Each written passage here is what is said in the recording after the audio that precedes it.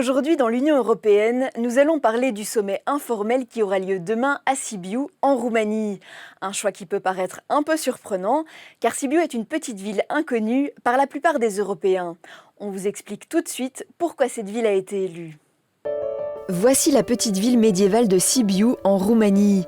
Elle possède l'une des plus importantes communautés allemandes du pays. Et c'est aussi là que se réuniront les chefs d'État ou de gouvernement de l'Union européenne demain pour un sommet informel. Cette ville symbolise notre unité, notre diversité, y compris linguistique, et montre que l'Europe ne se construit pas uniquement dans les capitales, ni dans les capitales exclusivement, ni à Bruxelles, surtout pas à Bruxelles, mais aussi dans nos villes et dans nos régions. Un discours prônant l'unité puisque ce sommet est supposé relancer l'Union européenne après le Brexit. Le divorce entre le Royaume-Uni et l'Union européenne était prévu le 29 mars. Il est maintenant repoussé au 31 octobre. Le Brexit n'a pas eu lieu, mais le besoin de parler de notre futur, de notre avenir, de notre agenda positif est plus pressant que jamais. La citadelle de Sibiu était l'une des mieux fortifiées d'Europe à l'époque du Moyen-Âge. Un parallèle intéressant quand on sait que l'Union européenne est aujourd'hui accusée d'être une forteresse en matière de migration, un sujet clé des élections européennes cette année. De graves menaces pèsent actuellement sur l'état de droit en Hongrie et en Pologne, notamment en ce qui concerne les droits des migrants. Et la Roumanie est en passe de suivre leur exemple. L'Europe est aussi inquiète à propos de la corruption dans le pays.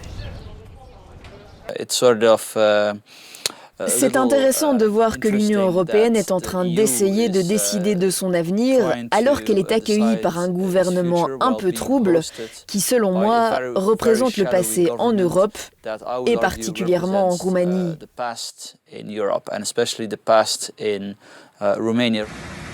Huit pays européens vont tenter lors de ce sommet d'obtenir un engagement de dépenser 25% du budget européen dans la lutte contre le changement climatique.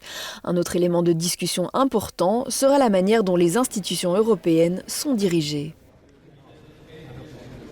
Ce sommet servira de préliminaire pour préparer le nouvel agenda stratégique de l'Union européenne jusqu'en 2024.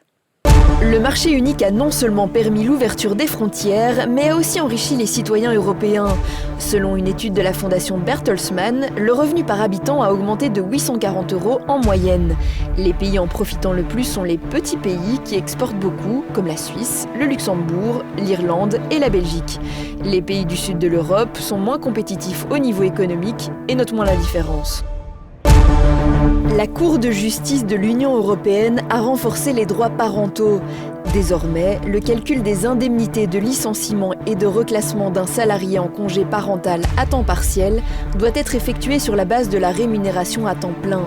C'est une victoire pour les femmes puisqu'en France, 96% des travailleurs en congé parental sont en fait des travailleuses. Les émissions de CO2 provenant de la combustion de combustibles fossiles ont diminué de manière significative, 2,5% dans l'Union européenne l'année dernière. C'est ce qui ressort d'une étude d'Eurostat. Les pays dans lesquels les émissions de CO2 ont le plus fortement diminué sont le Portugal, la Bulgarie, l'Irlande et l'Allemagne. Elles ont par contre augmenté en Lettonie et à Malte.